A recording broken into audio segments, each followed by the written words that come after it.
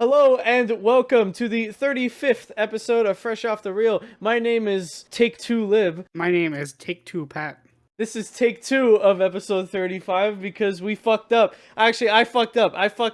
I banged the wire for my external drive, which is the most inflexible wire I've ever experienced. Yeah, I was gonna say, don't say we. I did nothing. I roped Pat into it because I wanted to feel better about my mistake. I'm looking at Twitter.com while you were making that fuck up. Why are you looking at Twitter? This is our anniversary. Happy anniversary! Wait. I'm looking at Twitter because a bunch of WB drama's happening. But anyway, that's not important to the episode. Yeah, you know what? Real time right now, WB Discovery just said that they don't have enough money to make movies. And in real time, the WB or like the Batgirl cast announced that they're showing a screening of what was left of the Batgirl footage to the cast and crew because WB deleted the other footage. They deleted it. Yeah, they deleted all the footage. What the fuck is Mr. Warner doing? The people who worked on Batgirl are going to a screening of like what's left, and it's called a funeral screening.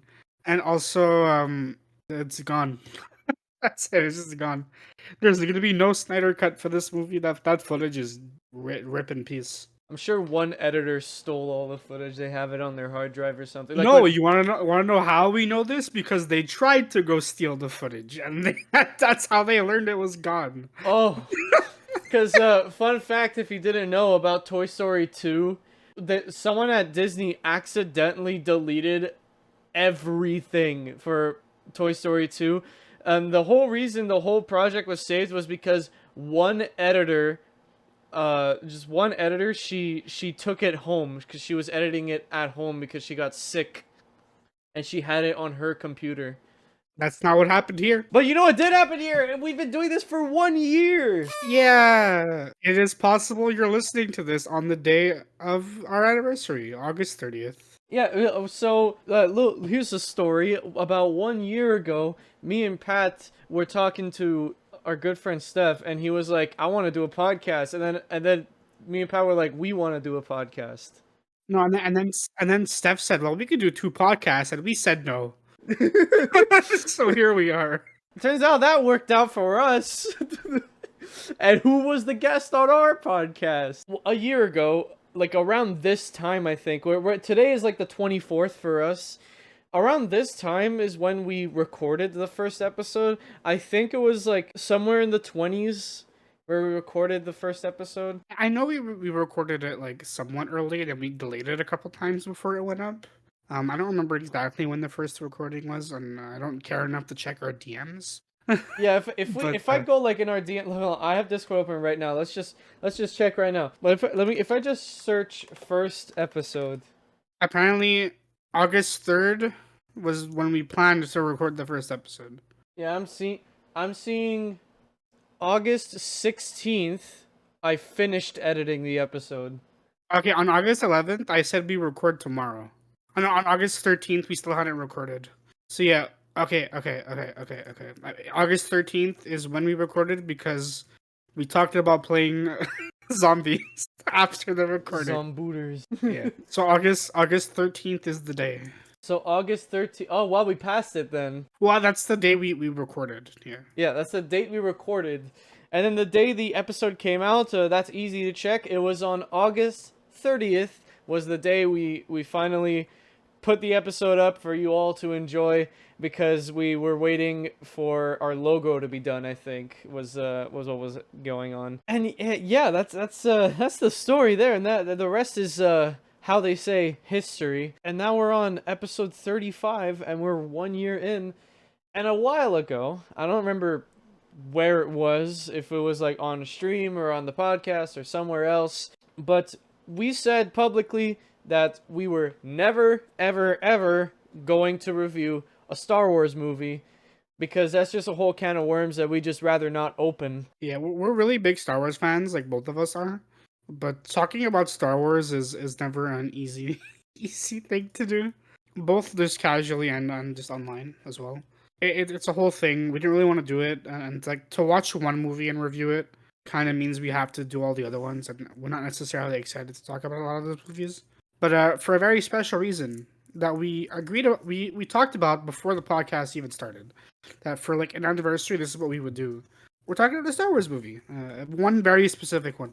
Yeah, and we're not going to talk about any other ones. Like even a couple weeks ago, instead of our San Diego Comic-Con episode, we were supposed to do Obi-Wan Kenobi, the show, but yeah, we just decided not to. Today, we were like, it's the anniversary. We're going to do something special, and we're going to review my favorite movie and Pat's favorite movie. Now, my favorite movie, but when the show started, was Rogue One, which is what we're reviewing today. Surprise, surprise. But my favorite movie changed because it became Everything Ever All at Once. But we already did a review of that, so God, this is all sounding so repetitive, man. We already recorded this. We did, but we gotta do it again. we already did this. You know, it's just like our third episode. Remember the third one? It's a throwback. It's a throwback. It's like late year. Yeah, it's like Lightyear. Remember that one? Fresh off the reel, go one recording session without something being scuffed. Difficulty impossible. Anyways, my second favorite movie is now Rogue One, but we're still going to do Rogue One because we already did my favorite movie. And next week, which is actually the episode's going up on another very special day, Pat's birthday. Yeah, this is conveniently the episode where we talk about my favorite movie, Spider-Man Into the Spider-Verse, comes out on my birthday. An actual good pick for your favorite movie, whereas if you ask me what my favorite movie is, I have to explain myself. I like Spider-Man, guys. Did you know I like Spider-Man? I know I don't talk about him too much anymore, but I love Spider-Man. The hype died down after No Way Home came out. I mean, No Way Home's out. Like Spider-Man 2 is coming, I guess, but like that's far enough away where I could like not think about Spider-Man for a while. Not video game podcast.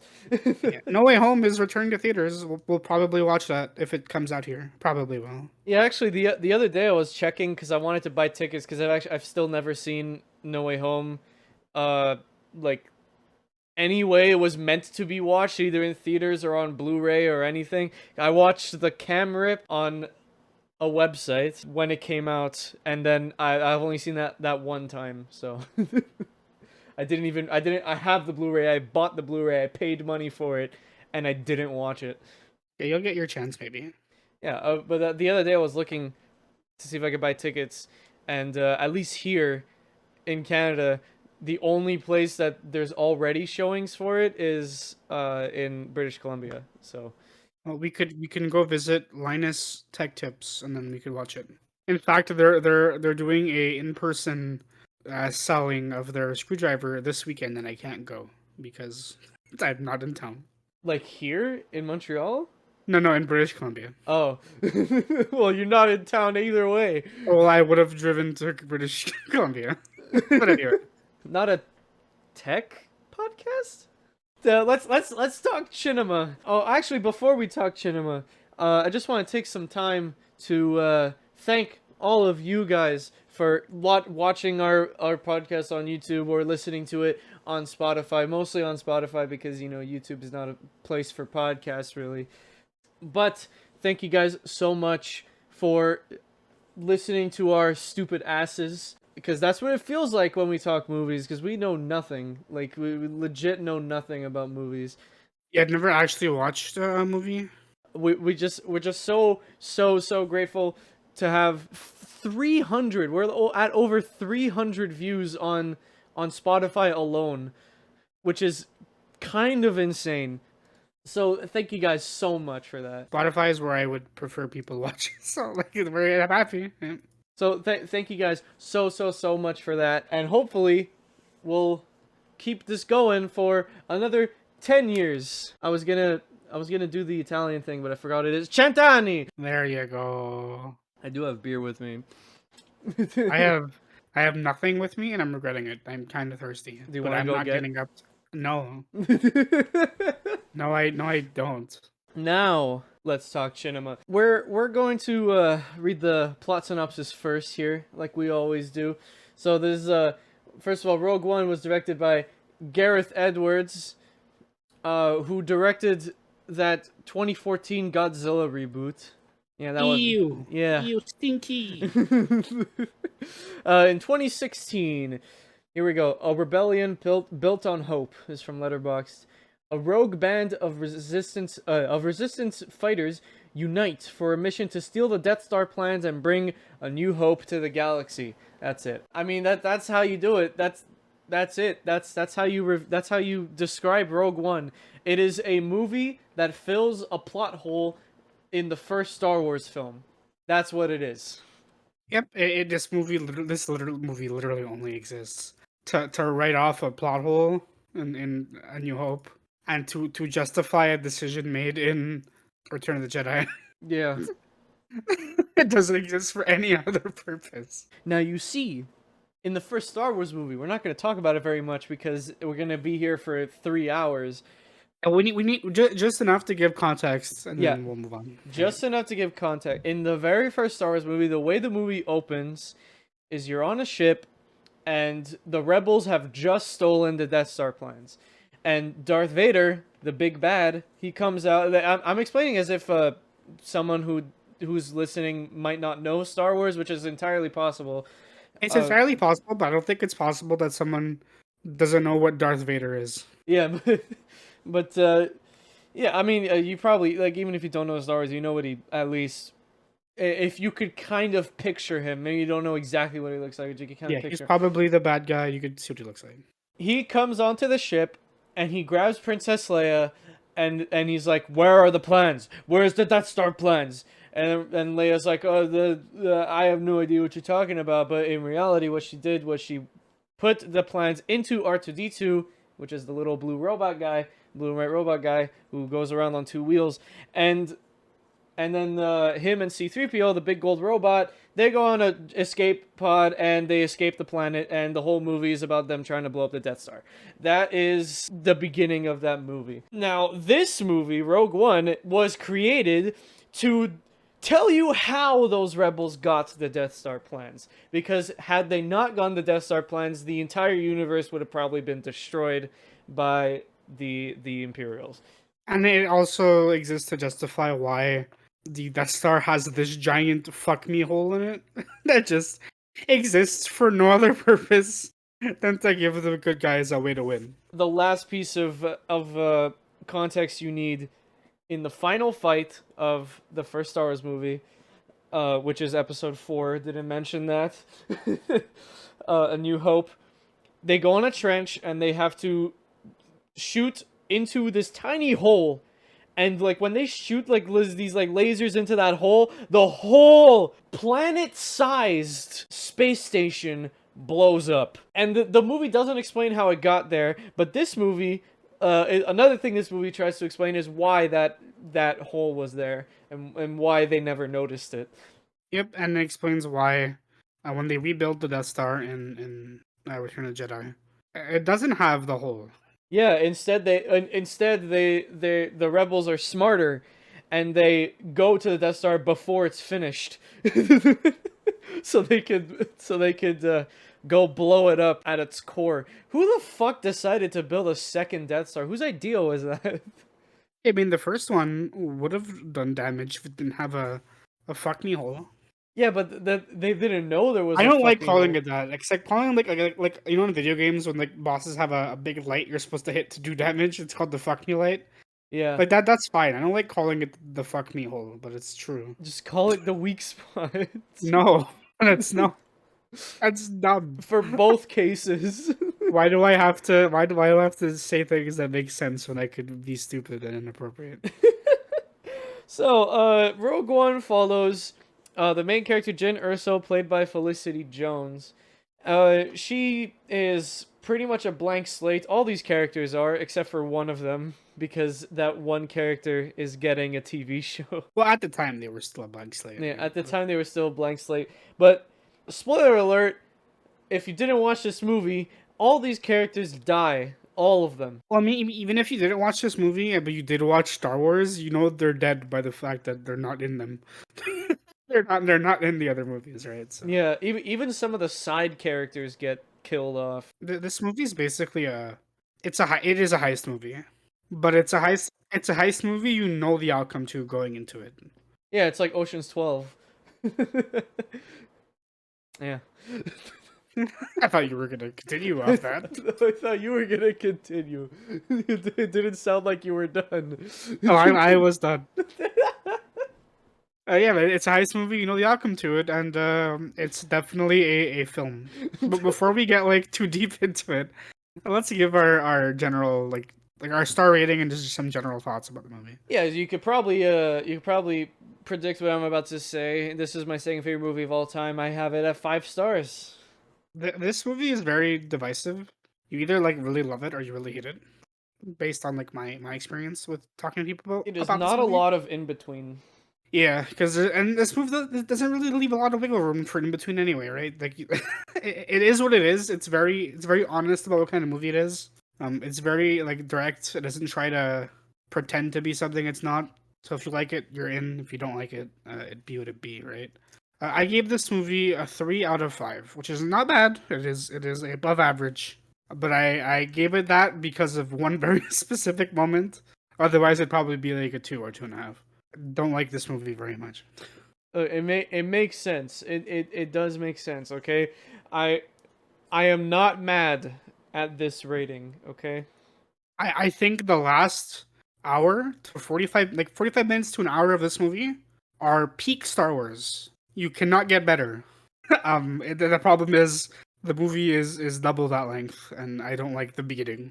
Yeah, this is actually a pretty long movie. This is one of the longest Star Wars movies. It's about 2 hours and 2 hours 15 yeah. minutes. And granted, it might be because I was drinking while watching it with you. We watched it together a couple days ago.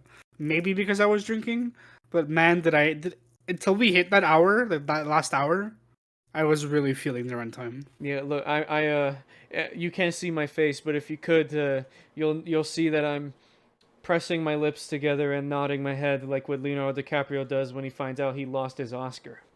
He's just like, mm-hmm. Maybe I would have it wouldn't have dragged on as much as if I was watching it one without consuming alcohol, and two maybe like on a TV like instead of at my desk.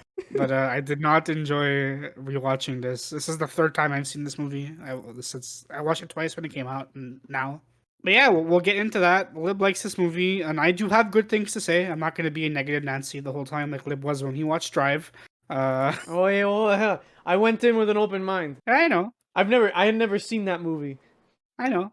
You know what? It got look. I was okay with it until the killing started happening. Oh, okay.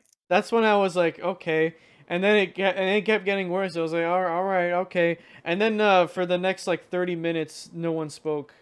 And then and then I realized that in the first 30 minutes, nobody spoke.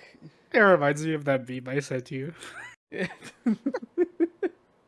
I've been talking to too many people, so I'm watching Drive 2011. Anyway, let's let's talk about Rogue One, a Star Wars story. So this was the first movie in what was supposed to be an anthology of Star Wars stories, quote unquote. Technically, that's still continuing. I would still consider like The Mandalorian and Obi-Wan Kenobi and the upcoming Andor to be part of the Star Wars story brand, but in reality, only 2 of these were ever made. It's this and Solo. Movie I haven't seen. Of the 2 of them, I think Rogue One's definitely the better one, but most people say that both of them suck. I have no opinion on Solo. I have not seen it. You're gonna. No. Yeah. Oh, come on, man. These are like, anyways. These 2 movies for some reason are both heist movies. I don't see why. And Solo doesn't really fill in the same amount of importance as Rogue One has.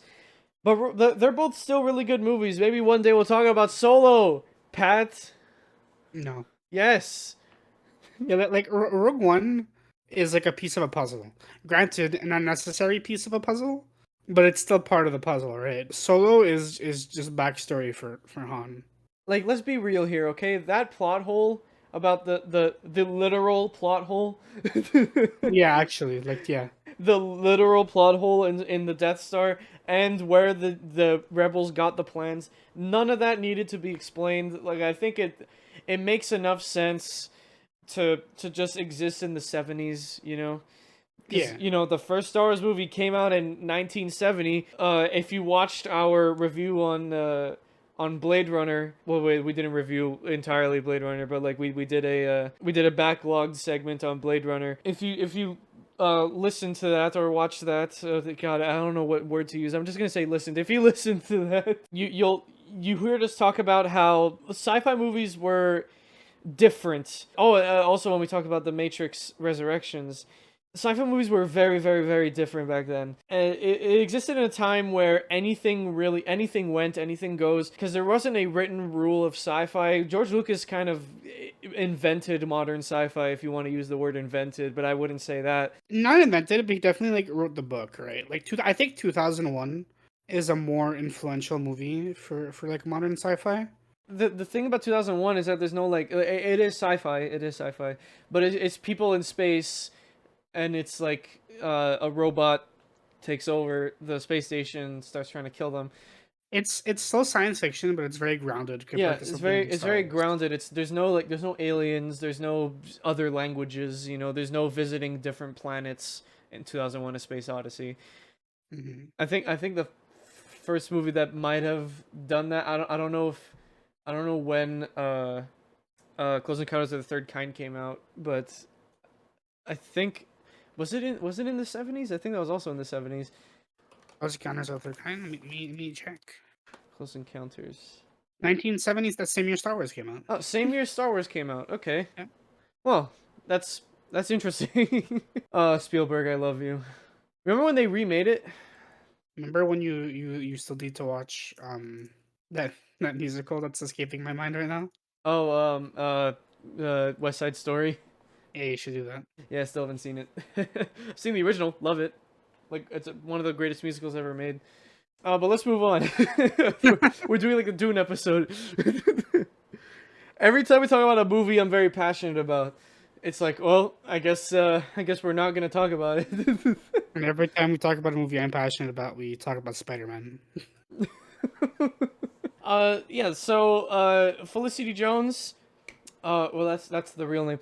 Jyn Erso is accompanied by a whole cast of different characters. We got Diego Luna, who plays Captain Andor, Cassian Andor, who is getting his own show in September or November or something like that. I can't remember. Really excited for that show.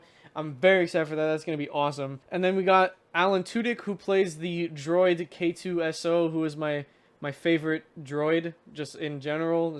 He is my favorite droid in any Star Wars thing. He is a good boy. He's a good boy. He speaks, unlike a lot of other droids. Then we got Donnie Yen, who plays my favorite character in the whole movie, Chirrut, who is this like blind, maybe Force user? Question mark. He's my favorite character. This is post midichlorians, so we don't know if he's actually a Force user, and I'm not going to explain what midichlorians are because that's the can of worms. That is the can of worms. He might be like Finn. I'd be like he's force sensitive, but like don't think about it too hard, you know. Did they retcon midichlorians? I feel like they did. They might have. They might. Everyone hated it. Then we got Jiang Wen, who plays Baze, the big tank guy with the giant gun. He's kind of cool. Doesn't really get a chance to speak in the movie a lot, though. We got Ben Mendelsohn, who plays the big bad in this movie. Director Krennic, who is a great villain. I love him. Grand Moff Tarkin actually makes a return, but I don't think... No, it's not like the OG Tarkin. They got someone else to do him, and then they just kind of like made him look like the OG Tarkin. But it's Guy Henry, who was in a movie we talked about previously on the podcast. He was in V for Vendetta. Nice. I don't remember who he played, but he was in V for Vendetta. He's also in Harry Potter. I'm staring at Pat right now. One day. And I think the villains in this movie are pretty good. I don't know what Pat thinks, is we actually haven't talked about like the villain part of this movie, but I think Ben Mendelsohn, I think Director Krennic is a pretty intimidating villain, especially like near the beginning where he shows up with Jin's parents and he basically massacres them. And also, who plays Jin's dad? Is the guy from Casino Royale? He's also Hannibal Lecter. Mads Mikkelsen. Mikkelsen. There you go. That's it. Yeah, he plays Jin's father. Good role. Never see him. It's weird because he's an A-list actor. Yeah, I think the general's all right. I think of the two by technicality two villains in this movie, I think he's not as good as the other one, but I think but that's also like not a fair comparison, right? That's where I'm alluding to something that happens at the end of the movie. But yeah, Oh, I think he's fine. I don't think he's intimidating, but that's another like hot take that I'll kind of get into later. But yeah, I think he's just fine. Of like the general Star Wars villains, I think he's fine. He's not as good as like some of the Sith characters like Grievous and the Emperor and obviously Vader. But he's all right for a heist movie. I think he does the job well.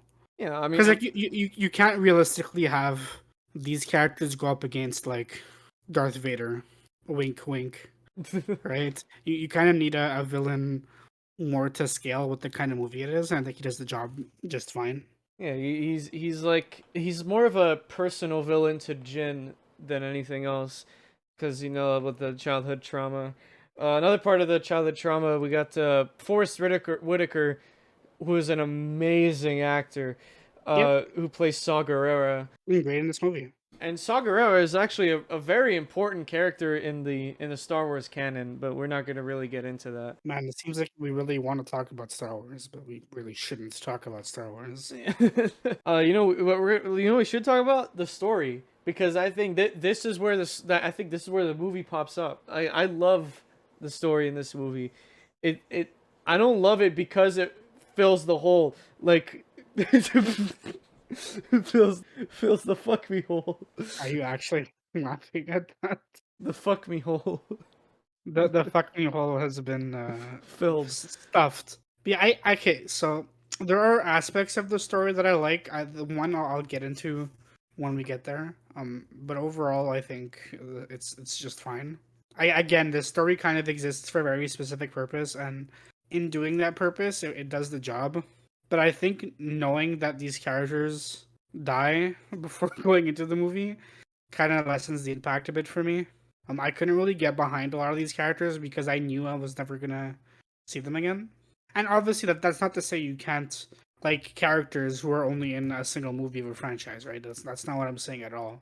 But I feel like because I knew where they were going, I just didn't let myself get attached to them.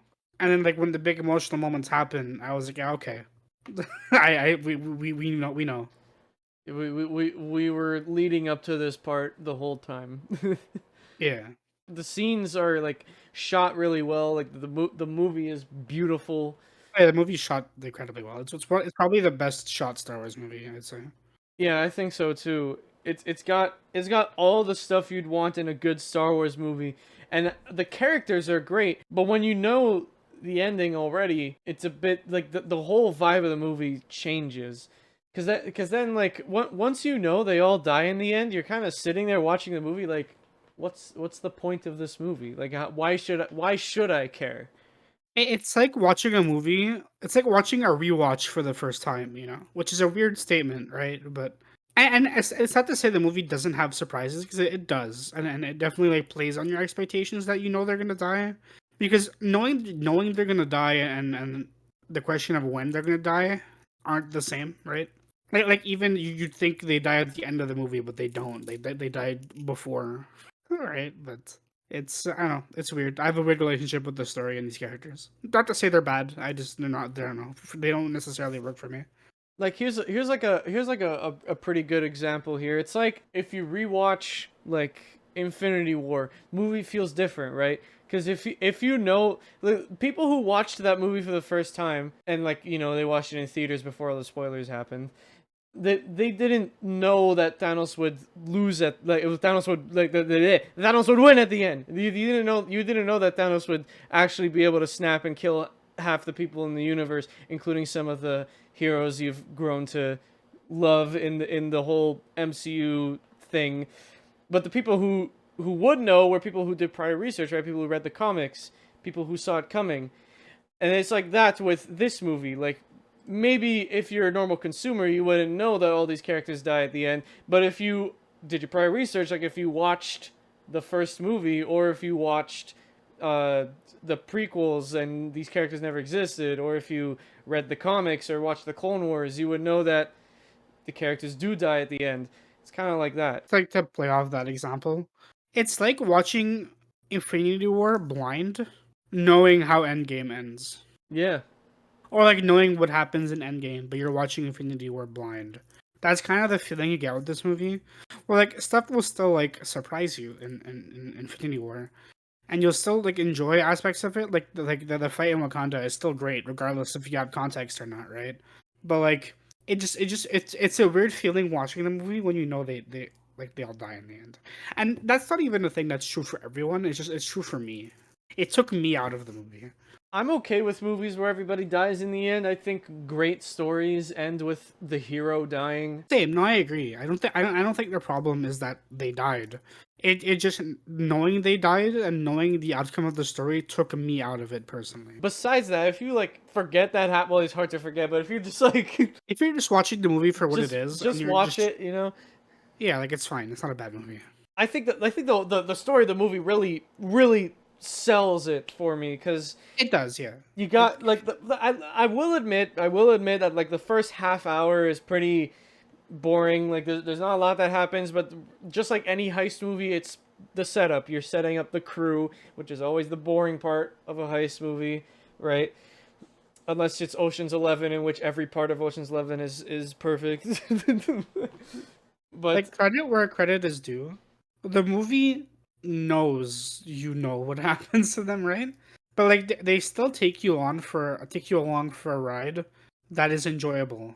like some of the scenes in this movie are like top tier Star Wars. Like just to start off, since we're near the beginning here, the scene where we first meet Chirrut, the blind guy.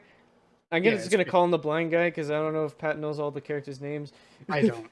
Okay, so we're gonna go with call signs. So the blind guy, the scene where we first meet him and he fucking goes ham on all those stormtroopers. It's so awesome. Yeah, no, it's cool. It's Speaking really of stormtroopers, this is the first time we see dark troopers or death troopers in live action. Okay, if you've seen like Are they not in Force Awakens?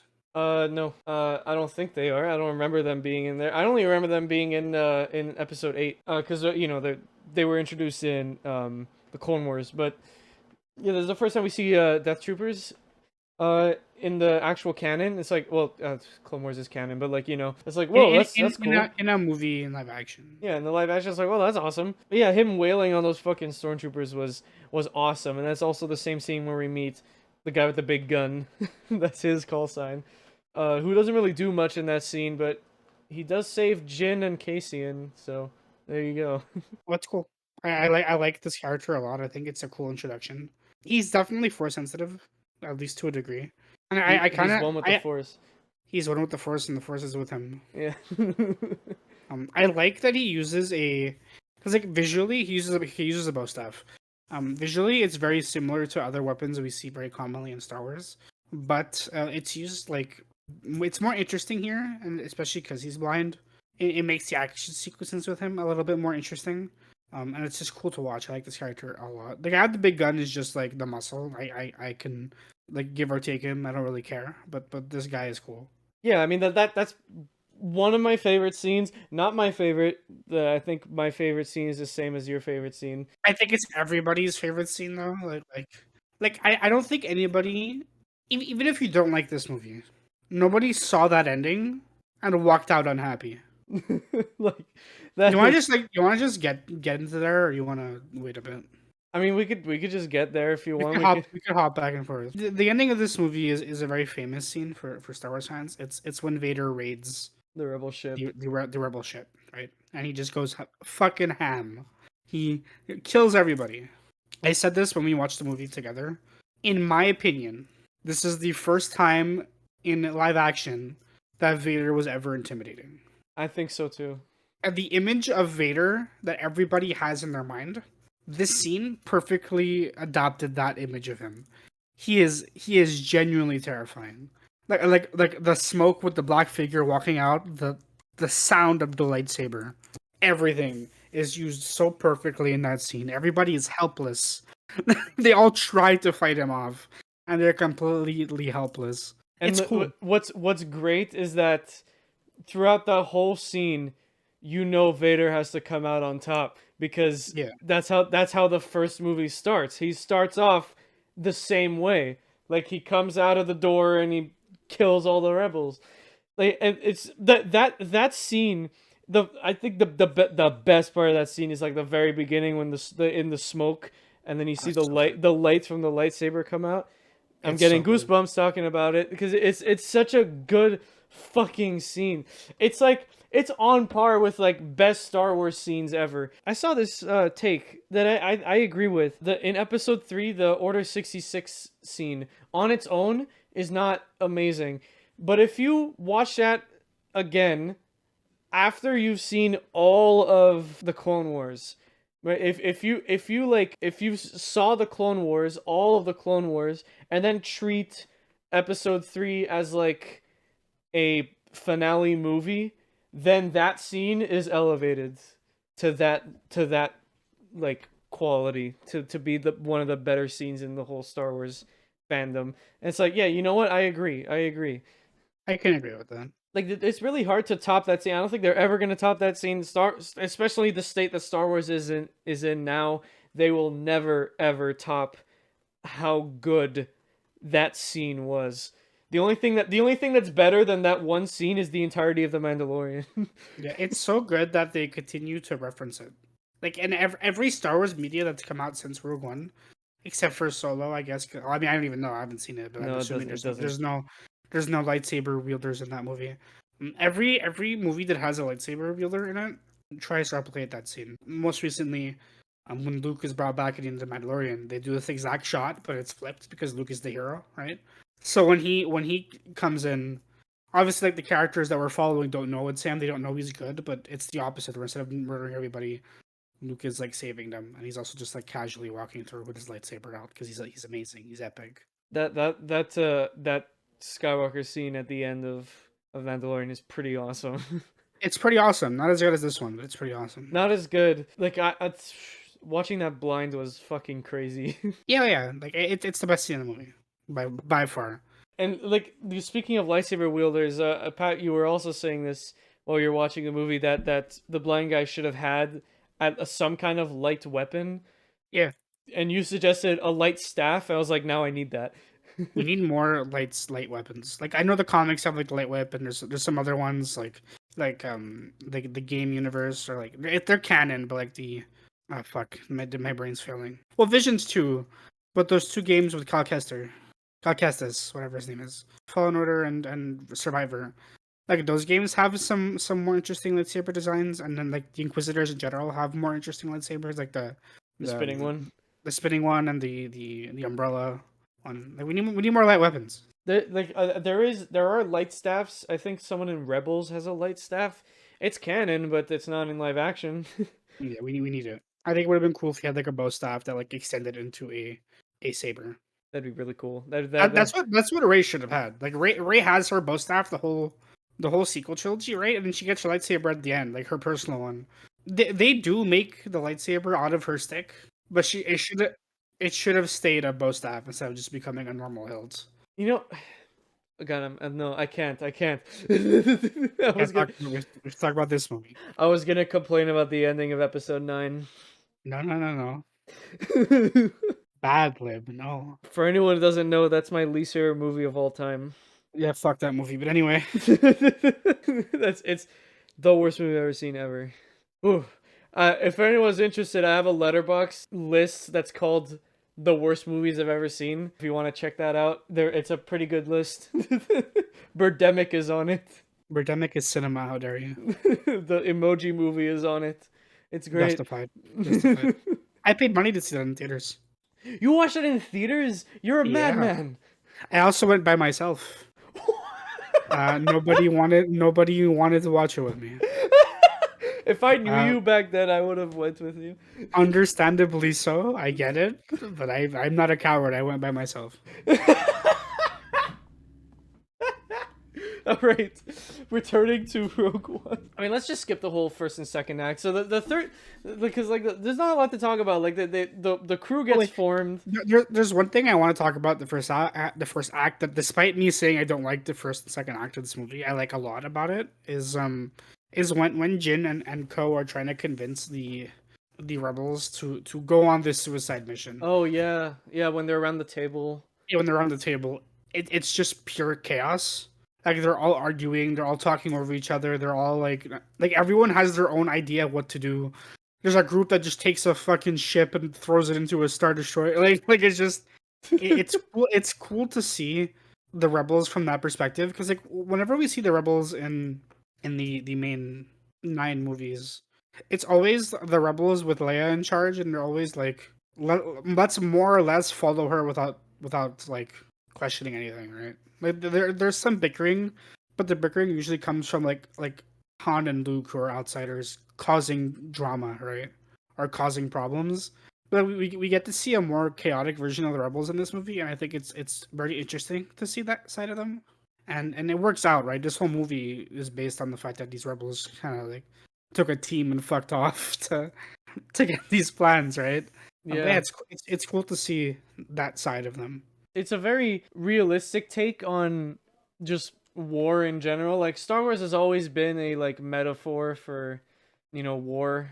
Well, always, not in the sequel trilogy, but It's in the name, right? yeah, but yeah, this movie really gets into like, are the rebels really all good? Like I feel like they're only good in the command of Leia, but like you put anyone else, because Leia is inherently good, which is a character flaw. They treat that as a character flaw in the sequel trilogy, which is one of the few things I actually like about the sequel trilogy. Yeah, no, I agree. But in the command of anybody else, the rebels are really just like any other army, and they do good and they do bad. Like it was stuff that's like explored in movies like Suicide Squad for some reason. Here's the thing about like war movies. I'm not gonna get into politics about real life war because I'm not fucking qualified to talk about No, it. Right? no, yeah. If you wanna tell a good war story for a movie, you cannot pick a side, right? Yeah. And the thing about the rebels in Star Wars is they are the good guys, no matter what perspective you have. The rebels are the good guys, and Yeah, one is trying to destroy the universe, and the other one is trying to stop the other ones from destroying the universe. and that's still true here. Like the rebels are still the good guys in this case, right? But in this movie, the rebels are treated more like an army, like an actual army. Where like and the thing about armies and war in film is not everybody's gonna have the same agenda, right? And not everybody's gonna necessarily listen to orders. It's a lot like 1917, which is probably the best war movie in my opinion. We don't really get to see the rebels like this, like ever really. So yeah, it's cool. See, I have nice things to say, Lim. See, okay, yeah, okay, all right, I'm into it now, all right. Yeah, so they kind of just they just steal a ship and get out of there. They're kind of just Phase 1 Thanos. Like they're like, fine, I'll do it myself. And like it works. Dude, they all die. But it works. The plan works. The plan works. Yeah, they go to Scarif. And which is the planet where the Death Star plans are being held in a Imperial base, and they do the heist. The thing is, they didn't really have a plan. Their plan was take the ship and steal the plans. Yeah, that's kind of why. I mean, they also know going into it that this is a suicide mission. They are going to die. Yeah, but like, it's fuck it, guns blazing, let's go. Yeah, it's awesome. It's great. It's not like in the sequel trilogy, where there was a clear suicide mission, but somehow they all survived. But anyways, that mission is also basically filler. Yeah. Oh, I mean, basically, it was filler. Okay, so you got you got the whole heist, right? It's slowly throughout the heist, characters are picked off. It's really cool, like how it all plays out. That's the best part of of the movie besides like individual scenes. Like the third act is the best part of the movie. It's the best part of the movie, bar none. The last, like, again, I've said it before in the review. I said it to Lib. The last 45 minutes to an hour of this movie is genuinely like really good. It's really good Star Wars content. Like once they drop down, like once the ship lands on Scarif, that's where the good starts. It's just like for me that for like the whole setup part and then like the whole like journey to their suicide mission. It's kind of sucks for me. Yeah, in that journey, they visit another sand planet.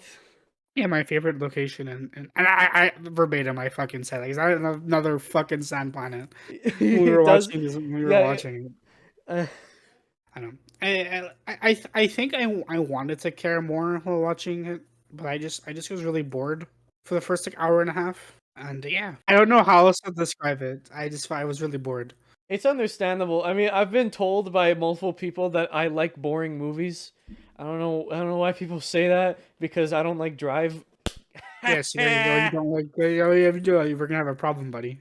We're gonna have to make that episode 9 episode where I talk about how it's the best movie ever made. This is sarcasm. But you're by the not. way. You can't do that though. This is sarcasm. By the way. I Like would never. you can't even do that ironically. You're gonna sit there. You're gonna say it's great, and then you're gonna throw up in your mouth. Yes, this is true. Yeah, like like everybody says I like boring movies, but then I'm like, but you guys say American Sniper is the best war movie ever made. Like what? I don't think it's that you like boring movies. I think it's that you like not even that you like. It's just you like when movies are a little slower. I love slow movies, and I love slow games too. Like I'm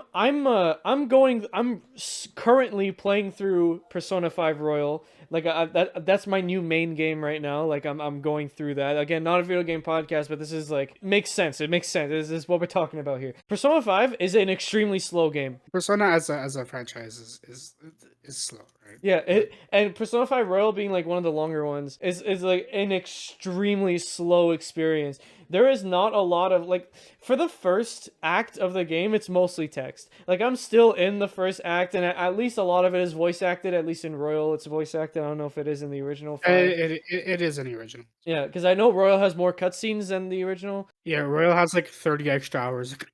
Jesus Christ, but like Royal has well, not Royal, but Persona 5 has a lot of text in its first act, and then once you finally once your main character understands what's happening, then you're like, okay, now we can do stuff. Now you can grind pretty much for the rest of the game.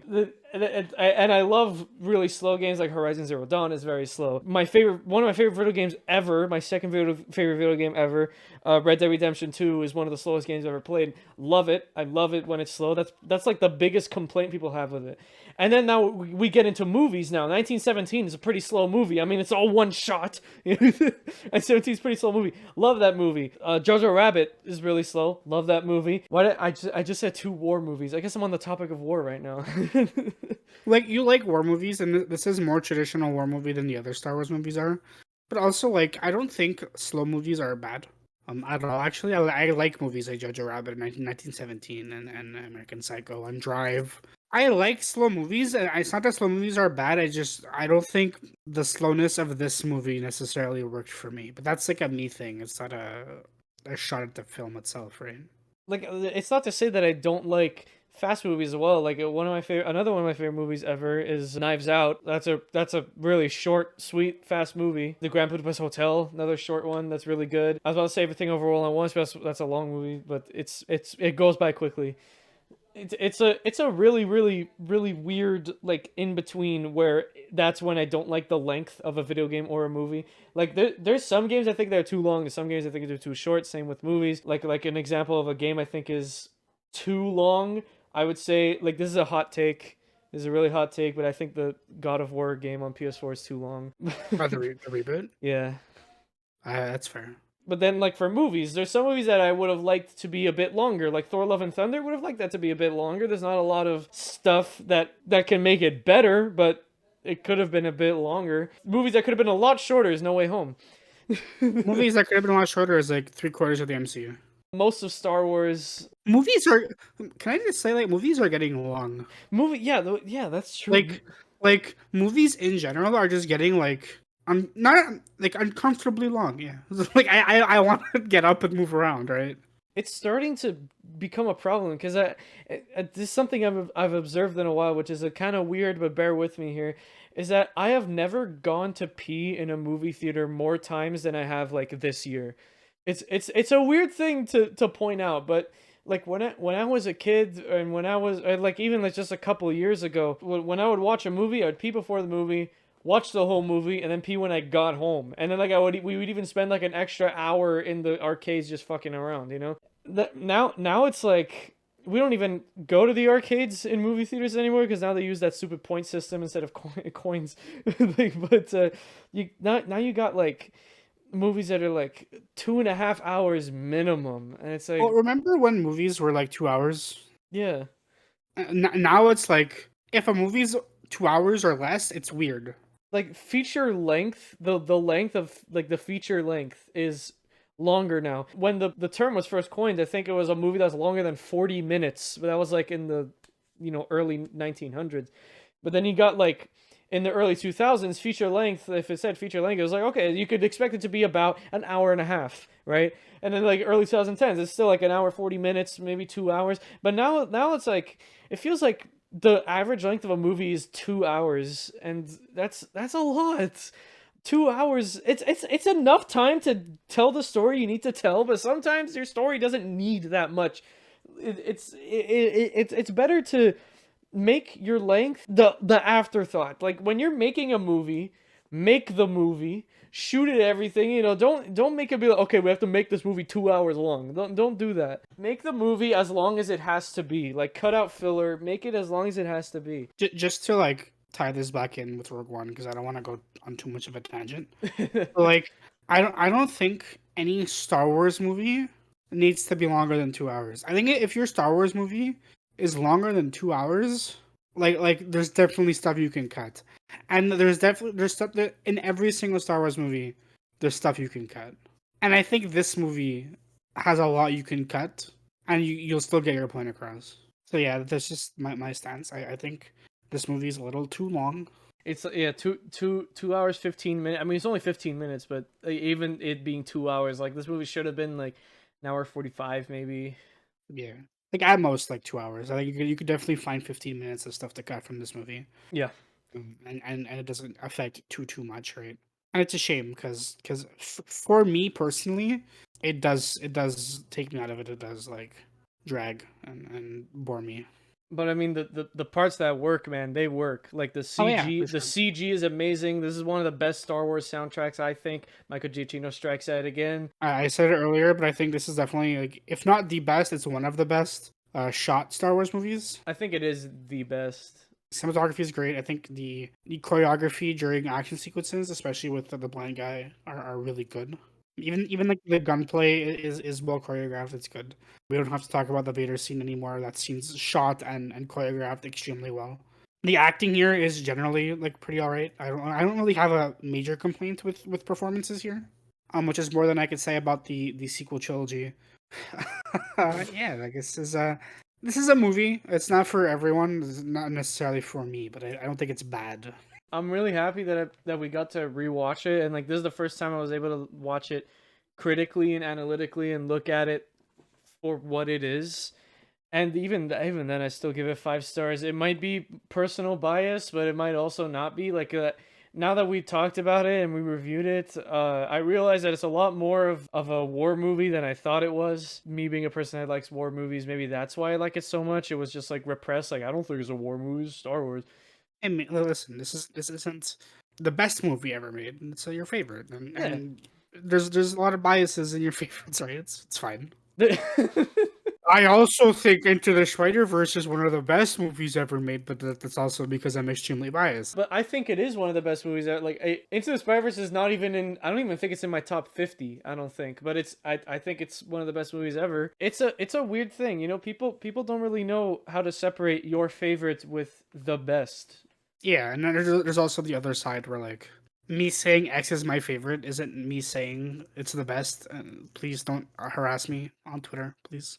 Like if you say like X is my favorite movie, people are gonna immediately like oh, this movie is better. Like I don't care, probably, probably is better. Like if you want solid proof of that, go to the Academy's Instagram page and look at the comments. Okay, just go to their Instagram page, click on the comments of any picture, and you'll see a bunch of people who say that this movie deserved an Oscar, this movie didn't deserve an Oscar, this movie sucks, this movie's good. It's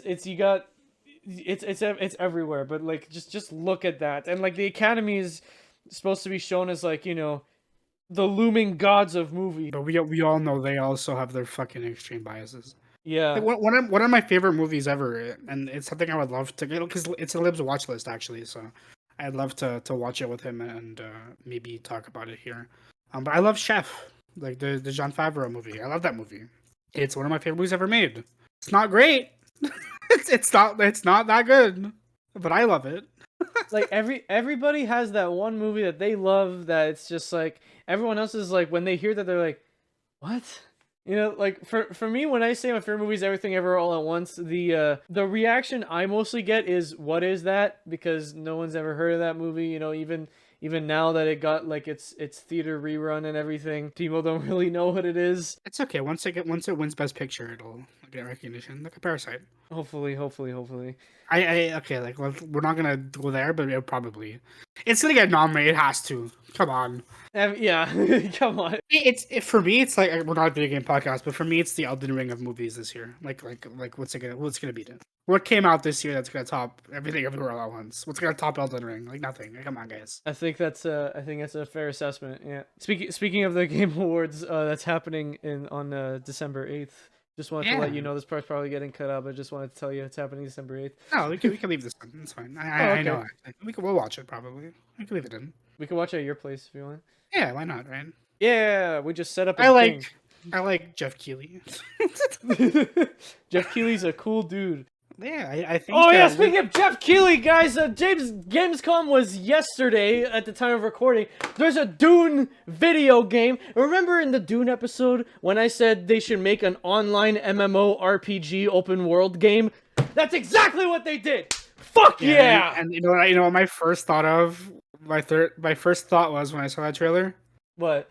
Man, this looks like a game that's never coming out. It will come out. It will come out. It's gonna suck. It's gonna suck. Nobody's gonna play it, and I'm gonna play it. I hope for your sake it does come out. But I think with that, I've said everything I want to say about Rogue One. And I've also said everything I want to say about Rogue One. This is the CG is really good, but Leia. That was the first time they ever did an entirely CG character in Star Wars. Like they didn't even use a body double for her. She's entirely CG, and man, does it show? Man, does it look weird? And it actually doesn't look as bad as Luke in The Mandalorian. And Luke looks fantastic in the Book of Boba Fett. I think he looks fan-fucking-tastic in the Book of Boba Fett. But you know why? It's because they hired the guy who deep-faked Luke. They learned their lesson. Yeah, it looks a bit weird, but she's only on screen for like half a second, so it's okay. What the fuck? Do you hear that? No, is it coming from your end or mine? My end. The people next door are arguing, and it's very loud. Well, I guess we picked a good time to end that. And I don't know if you guys can. I don't know if you can hear it on my mic, but my next door neighbors, who's like the wall to my immediate left. It's like I could reach out and touch that wall. They live right there, so it's like yeah. Yeah, let's call it a day. So thank you guys so much for taking the time to listen to this episode, and thank you once again for 1 year of Fresh Off the Reel. It's such an amazing thing to like have. I've been wanting to do a podcast since I watched my very first podcast, like ever since I listened to my very first podcast when I was a kid. I don't know what it was, but like ever since I listened to it for the first time, I was like, man, I want to do this. And like, here we are, man. It's actually happening. Four failed podcasts later. Yes, I've had 4 podcasts in my life. Don't ask about it. I know about one of them. You know about 2 of them, actually. 2? Apparently I know 2. Anyways, thank you guys so much. From the bottom of both of our hearts, we really appreciate you coming out and listening. And if this is your first episode hearing this, or if you have been a returning listener, thank you so much. And we look forward to you coming back next time and for every other time in the future, because we're going to be doing this for a while. Hell yeah, because next week we're going to do the second part of this anniversary celebration special, where we're going to talk about Pat's favorite movie. And after that, we're back to our regularly scheduled programming. Yep, and we'll be announcing what we're doing next episode, so stay tuned for that. But if you don't want to miss it, make sure to follow us on Spotify, subscribe to us on YouTube, and follow all of our other things, whichever you use to listen to podcasts, Amazon Music, Google Podcasts, Apple Podcasts. We're everywhere, man. We're everywhere except for SoundCloud, but we're everywhere. Go ahead and check out our Linktree, linktr.ee/fresh-off-the-reel. All spaces, all lowercases, no spaces. All one word, all spaces, guys. That's how you do a URL. On top of that link tree, you will find a button that you could click to fill out a form to recommend us a film or TV show. We'll take that recommendation. We'll make an episode about it. We'll shout you out. So make sure to check that out if you want to see an episode happen. You could influence an episode. Another way that you could see what episodes are happening next is to check out our Letterboxd accounts, which you could also find on that link tree.